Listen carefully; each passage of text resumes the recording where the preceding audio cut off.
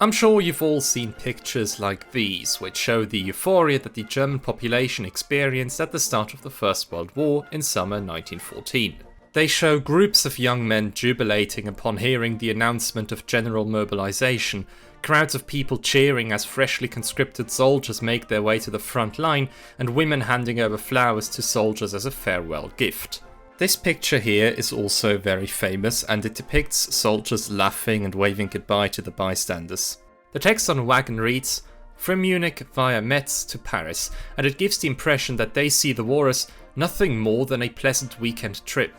Paintings like these by Georg Mako suggest that all of Germany was possessed by a nationalist frenzy and welcomes the news of the war's outbreak. To be clear, these pictures weren't staged. Many Germans indeed felt a sort of euphoria during this fateful time in history, but they don't tell the whole story. You won't see a lot of pictures or videos of women and men worrying about the future of their family and livelihood, fearing for their well-being and falling into a state of crippling apathy as they felt that everything they had achieved in life was falling apart at this very moment. In this video, we are going to try and paint a more complete picture of the German public's reaction to the outbreak of World War I. Why did so many people get overcome by a feeling of ecstatic joy? What exactly were they hoping for? Who was less enthusiastic, and why? What were their worries? Why was there so little opposition coming from the traditionally pacifist workers' movement? These questions and many more will be answered over the course of this episode. First off, it's important to establish that while there was certainly enthusiasm for the war, it appeared at very different times in different places. The most important differentiation lies in the enthusiasm that can be observed at the end of July and the more widespread euphoria at the beginning of August. Let's start our analysis with the 25th of July 1914. 2 days prior, so almost 1 month after the assassination of Archduke Franz Ferdinand, the Austro-Hungarian diplomat in Belgrade had delivered an ultimatum to the Serbian government containing a long list of harsh demands. After getting backed by Russia, Serbia decided to accept most of these demands and delivered a carefully formulated answer to the Austro-Hungarian diplomat mere minutes before the deadline ran out. Vienna was not at all satisfied with this response, which set the stage for war between the Habsburg monarchy and the Kingdom of Serbia. On that day, it was a Saturday afternoon, tens of thousands of people gathered in Berlin's squares, eager to await the news of the Serbian reply. At around 9:30 p.m, the extras reported that Serbia had rejected the ultimatum. Upon hearing this, many went home, but others stayed. A couple thousand people began to gather at the Brandenburg Gate and then marched along unter den Linden Boulevard while chanting militaristic songs and shouting slogans like "Long live the Kaiser" and "Hurrah for Austria." The crowd made stops at the Royal Palace, the Bismarck statue in front of the Reichstag, the Austrian embassy and the Chancellor's office before finally dispersing at 3:45 in the morning. Up to 30,000 people, most of them university students and young clerks, had paraded through Berlin that night. This may sound like a lot, but it was only a tiny fraction of the city's population, and it was mostly made up of young men from the educated middle classes. Berlin had seen bigger demonstrations, and even here the capital remained a curious exception. Although there were also loud expressions of sympathy for the Austrians in Hamburg, Germany's second largest city, these were far less significant. The Alster Pavillon along the Jungfernstieg, which was a popular meeting point for the higher classes of Hamburg society, was filled to the brim with people. The local musical band played patriotic songs and the crowd enthusiastically sang the Austrian anthem. Similar incidents occurred in other bars in Hamburg, where acts of violence were frequently directed at people who did not share their enthusiasm. These patriotic declarations had something compulsive about them, because everyone tried to comply with the pressure to conform and loudly proclaim their joy. Spontaneous parades of educated young men who marched to embassies, monuments or government buildings, while chanting and expressing their support for Austria, took place in cities like Frankfurt, Leipzig, Nürnberg, Düsseldorf, Königsberg, Munich, Magdeburg, Stuttgart, Freiburg, Karlsruhe and many more. But there were also many cities where absolutely no patriotic demonstrations took place, such as in Bremen, Hanover, Cologne, Darmstadt, Kiel and Mainz. Furthermore, such processions were an urban phenomenon, as there is no evidence of them taking place in small towns or rural areas. Overall, the enthusiasm subsided just as quickly as it had come, giving way instead to a feeling of curious tension. No one knew whether war between Austria-Hungary and Serbia would actually break out and whether Germany would indeed get involved. It is interesting to note that at the end of July, far more people took part in anti-war demonstrations than in celebrations. These protests against the threat of war and criminal imperialism were organised by the Social Democrats and met with widespread support among the working population. The leadership of the Social Democratic Party was alarmed at the thought of a potential European war and published an appeal in a special edition of the party newspaper, Vorwärts. It was written by Hugo Hase and Otto Braun and encouraged the readers to express the unshakable desire for peace of the class-conscious proletariat in mass rallies. At that time, the party leadership erroneously and rather naively believed that the German government and the Kaiser were fully interested in keeping the peace, when in fact they had been pressuring Austria-Hungary into striking against Serbia from the very beginning. The appeal further reads, "The class-conscious proletariat of Germany raises a fiery protest against these criminal activities of the warmongers in the name of humanity and culture. It imperiously demands that the German government exert its influence on the Austrian government to maintain peace and, if the shameful war cannot be prevented, refrain from any military intervention. Not a single drop of German soldiers' blood must be sacrificed to the power-hungry Austrian rulers and imperialist profit interests." The appeal resonated with German workers who were strongly opposed to the war. In Hamburg's working-class pubs, police informers noted statements such as, "What does it matter to us if the Austrian heir to the throne has been assassinated? Are we supposed to give our lives for that? Why should we?" Or, "I'm glad I don't have to go to war anymore. I have no interest in being shot for other people." In the days following the appeal, Rosa Luxemburg, the leading representative of the left wing of the Social Democratic Party, travelled to several German cities to inspire the working class to protest, with much success. All in all, around 750,000 Germans partook in anti-war demonstrations in around 160 cities. In Berlin alone, over 100,000 people demonstrated against the Austrian declaration of war against Serbia on the 28th of July, despite the assembly having been prohibited by the local magistrate. It seemed like the German populace could never be convinced to support a war against Serbia and that peace could maybe still be preserved. But that changed drastically just one day later, on the 29th of July. On that day, the Russian Empire announced partial mobilization to come to the aid of Serbia, but the Russian General Staff already put pressure on the Tsar to announce general mobilization. The German government had been keen to grant its Austrian allies success in foreign policy, and therefore largely avoided genuine compromise through diplomacy. Only when the British Foreign Minister Edward Grey made it clear in private talks that Britain couldn't remain neutral in this conflict did Germany attempt to pressure Austria-Hungary into accepting a diplomatic solution. But it was simply too late for that, and in Vienna there was no understanding for the sudden change in course. Now, the German Chancellor Theobald von Bethmann-Hollweg saw himself under pressure from the military to respond to Russian partial mobilization with general mobilization. After all, the German military planning depended entirely on speed. The so-called Schlieffenplan envisaged taking out Russia's ally France as quickly as possible in case of a two-front war. The idea was to bypass the French fortresses by having the German army march through Belgium and Luxembourg. After a swift victory, the army would then head east and invade Russia before the Tsarist Empire could even finish mobilizing.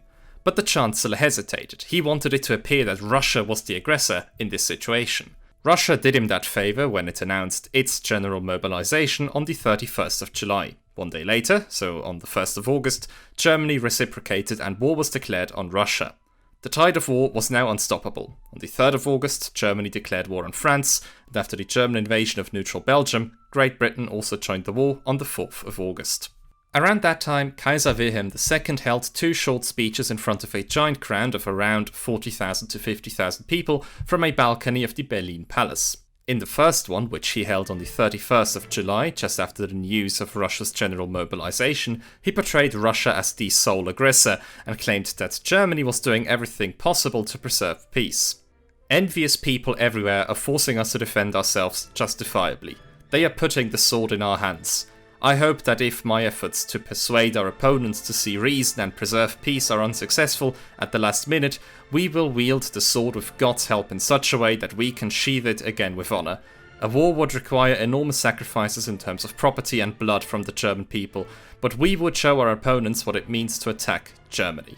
The second speech was held on the 1st of August, just after the German declaration of war against Russia. He emphasized the national unity in this time of hardship and encouraged his listeners to set aside all differences and stand together. When it comes to battle, all parties cease their differences. We are simply German brothers. In times of peace, one party or another may have attacked me, but I forgive them all with my heart. If our neighbour does not grant us peace, then I hope and wish that our mighty German sword will emerge victorious from the battle. All over Germany, spontaneous outbursts of war euphoria broke out after the announcement of general mobilization. In Stuttgart, a crowd of 10,000 people marched to the palace while singing songs. In Munich, 20,000 people gathered in front of the palace and heard a speech of the Bavarian king. In Frankfurt, a crowd sang songs in the street and marched towards the local Bismarck statue. Even in certain working-class cities like Oberhausen in the Ruhr area, people expressed their love for the Kaiser and sang patriotic songs. When examining pictures of those enthusiastic crowds, however, something stands out, namely the fact that most participants were very young and well-dressed. They came from the class of the Bildungsbürgertum, the educated bourgeoisie, and were mostly students, fraternity members, or belonged to a youth organization. You are far less likely to see a lower-income worker cheering for the war. For the most part, it was young men from rather privileged backgrounds who found something positive about the war. But why? Germany hadn't seen war for over 4 decades, and as such, these young men, alongside most of the German population, had absolutely no war experience. They had only ever heard stories from the elders or read about them in books. The glorified prospect of experiencing adventure in war, forming lifelong friendships and serving their beloved fatherland must have been extremely appealing to many. In addition, the war offered them the opportunity to temporarily free themselves from their family and professional obligations and escape their monotonous everyday lives. Many of these young men were financially dependent on their parents and had to live up to their expectations. Their life and career paths were often predetermined in order to satisfy bourgeois social norms. On top of that, they were often subject to an extremely strict code of etiquette.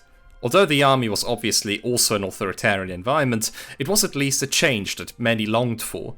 Older men who already had a wife and kids, or maybe even their own business, were far less enthusiastic because they had so much more to lose.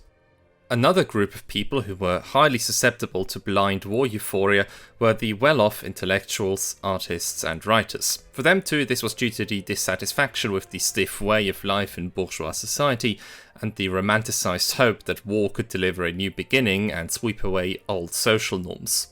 The famous writer Thomas Mann wrote in 1914, "How could the artist, the soldier in the artist, not praise God for the collapse of a peaceful world that he had grown so tired of, so utterly tired of?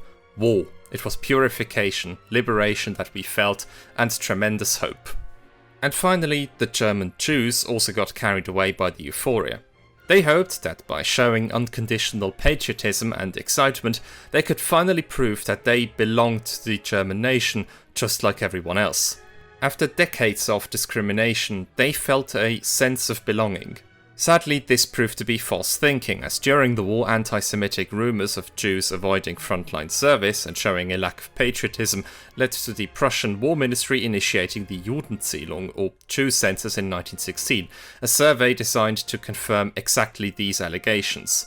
So, after just 2 years, nothing remained of this national unity and solidarity that the German Jews had hoped for. This war euphoria wasn't just mostly restricted to young middle-class men, but also very much remained an urban phenomenon.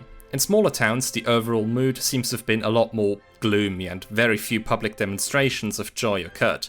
The War Chronicle of Minden in Westphalia records that there were no rages of enthusiasm, no hayfire of overly loud cheering, only the expression of serious and self-confident seriousness. In the Alsatian town of Wanzenau or La Voncenau, a spontaneous pro-war demonstration was overshadowed by the feeling of grief among the population. The mood is depressed. Everywhere there are groups of men who speak of war. Crying women sometimes mix in these groups.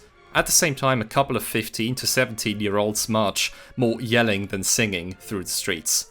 What a contrast. In the countryside, the mood was even more hopeless. After church, the farmers flocked to the nearest town square to receive the news from the pastor or the mayor. In Bavarian Fürth, the following reaction is recorded. Everywhere a depressed mood took over. One looked with fear into the near future. Many tears have already flown, and scenes which break your heart are occurring as loved ones leave. Even in the major cities, jubilation was not omnipresent. In Berlin, for example, an eyewitness wrote in his diary, "Seriousness and gloom, no cheering, no enthusiasm. Crowds in front of the palace square. Shouts of approval and singing groups in front of the Crown Prince's palace. Those standing further away remain passive." Even in mostly bourgeois Freiburg, a change in mood arose. After all, Freiburg was not far away from the French border and would inevitably become a frontline town. As the Freiburger Zeitung wrote, while on Saturday, that is the 25th of July, the roaring enthusiasm gave way to cheers, now a deep silence spread among the thousands who were soon to gather. A silence, however, beneath which a volcano of emotions was fermenting and bubbling. A somber seriousness of iron determination was etched on the men's faces, and even the young were spellbound by the gigantic shadow of the looming spectre of World War. Women and girls wept and remembered with feverish concern their husbands, brothers and fathers, who might soon be called to arms by the ruler. All in all, the people of Germany reacted very differently to the news of the war's outbreak, which is understandable given the gravity of the situation. On the one hand, you had people falling into a patriotic frenzy, but on the other you had people who were scared of the future. There was no such thing as a widespread and uniform war euphoria, but neither was there a strongly united opposition to it.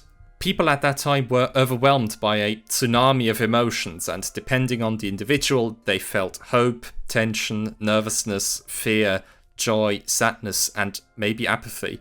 Oftentimes, these feelings came one after the other and were extremely intense. Many people also showed enthusiasm and joy in public, but remained much more restrained in private. Maybe they wanted to hide their own fears by partaking in a patriotic march. At least that's what Johanna Schweikart, the wife of a Protestant priest from Karlsruhe, did. In her diary, she wrote that the general mobilization had made her speechless as her oldest son, Fritz, was to be conscripted. "O Lord, my dear Fritz, my dearest boy, who was always so good to me, to whom my soul is attached.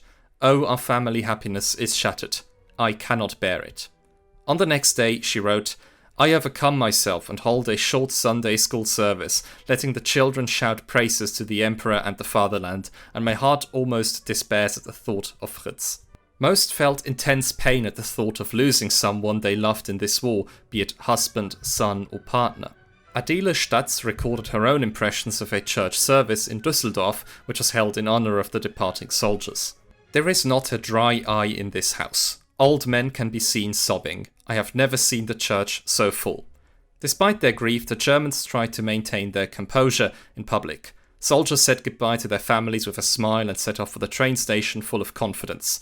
People were prepared to make sacrifices and put their personal feelings behind the needs of the nation, despite their tears.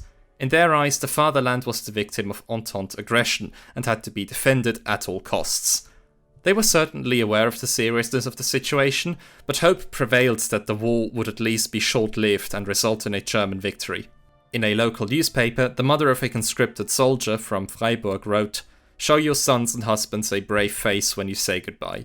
Strengthen them by showing them that you have faith and confidence in the cause, for it is something noble and sacred that they are fighting for." At the political level, a united front quickly formed in Germany. The Social Democratic Reichstag deputies who had organized anti-war demonstrations just a week earlier voted unanimously in favor of war credits on the 4th of August. In doing so, they joined the political truce announced by Kaiser Wilhelm II in a speech to the Reichstag that day. This was, without a doubt, one of the most consequential decisions in the history of German social democracy, eventually leading to its split during the course of the war. Where did this sudden change of heart come from? The government's systematic attempt to portray Russia as the aggressor clearly had the desired effect. The Social Democratic leadership fell for the assertion that this was a just war of defense against an autocratic imperialist regime. On the 1st of August, the following was published in the Hamburger Echo, the Social Democratic daily newspaper in the northern German Hanseatic city. If all signs are correct, Germany is now on the eve of a defensive war against criminal Tsarism.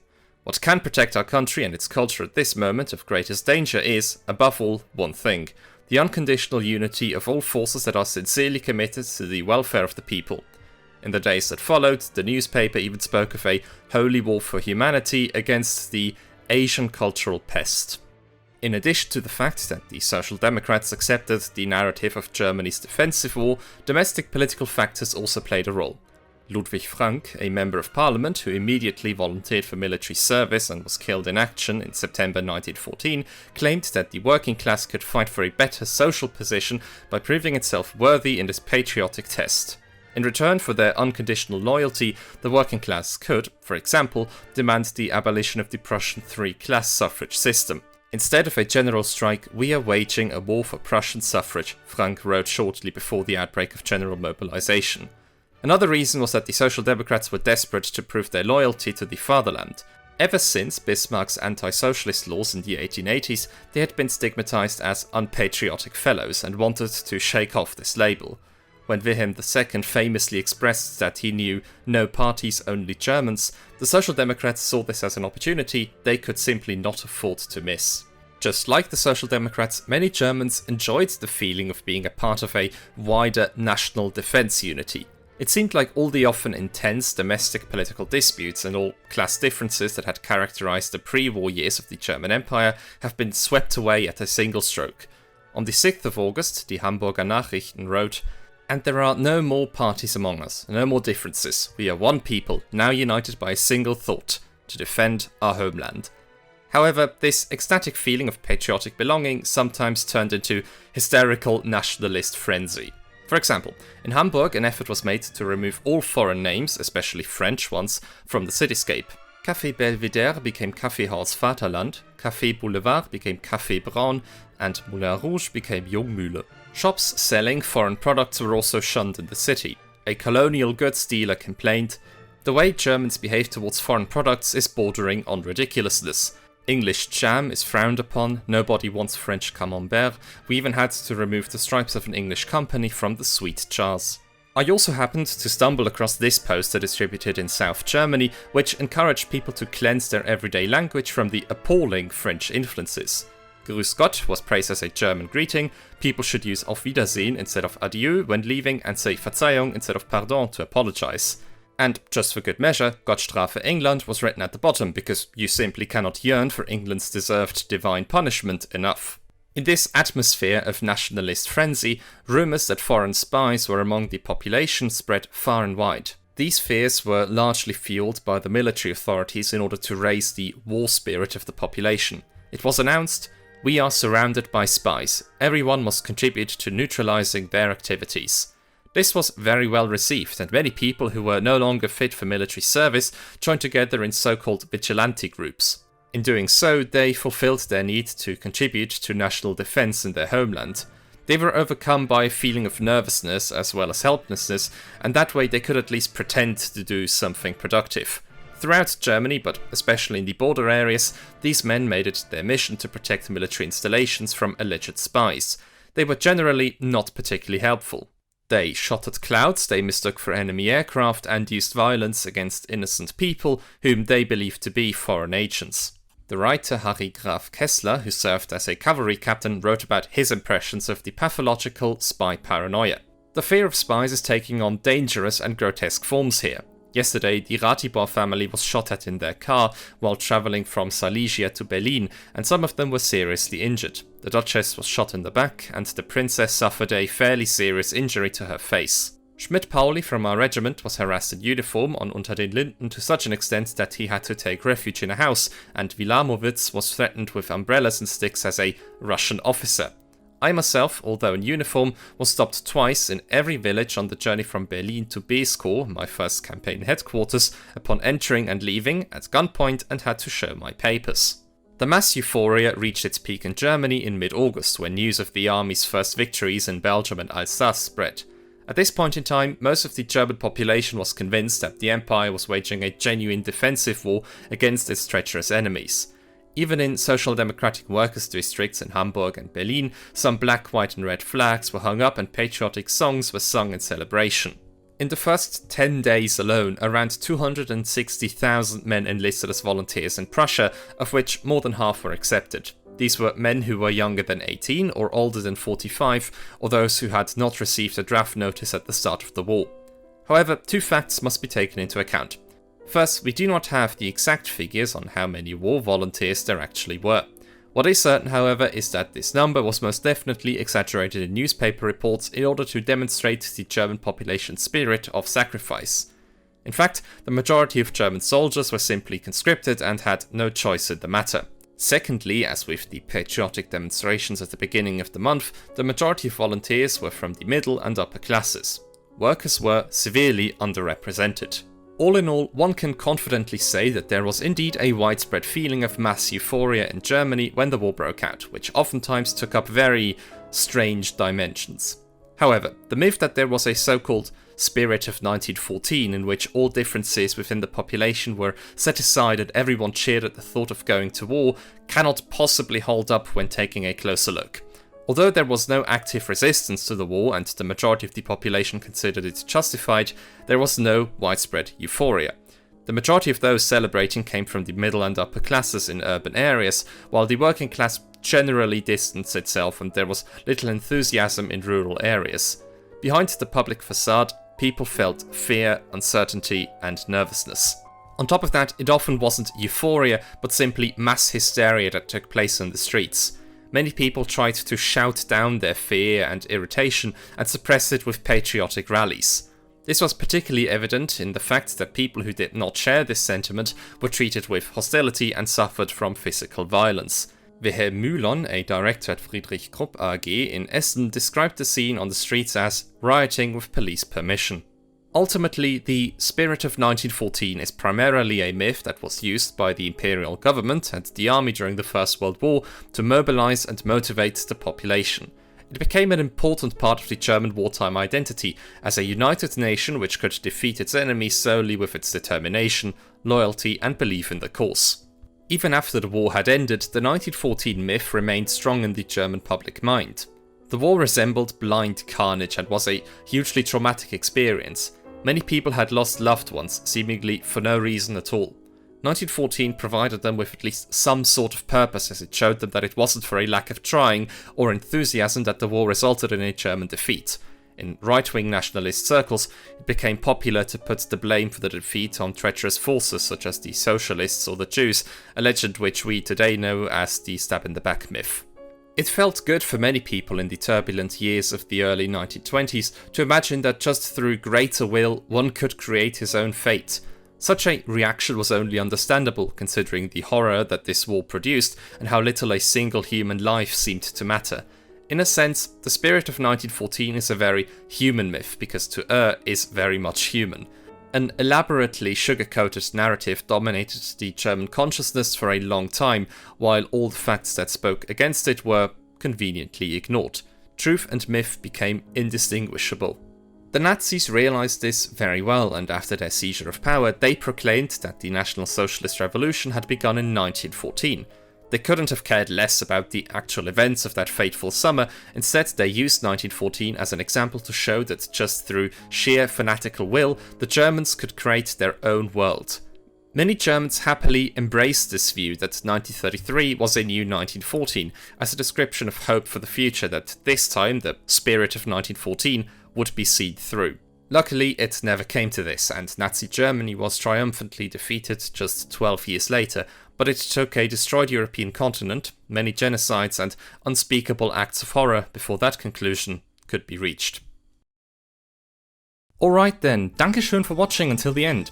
As you might think, making these videos is very difficult and time consuming, so if you want to make sure that I make more of them, please consider supporting me on Patreon.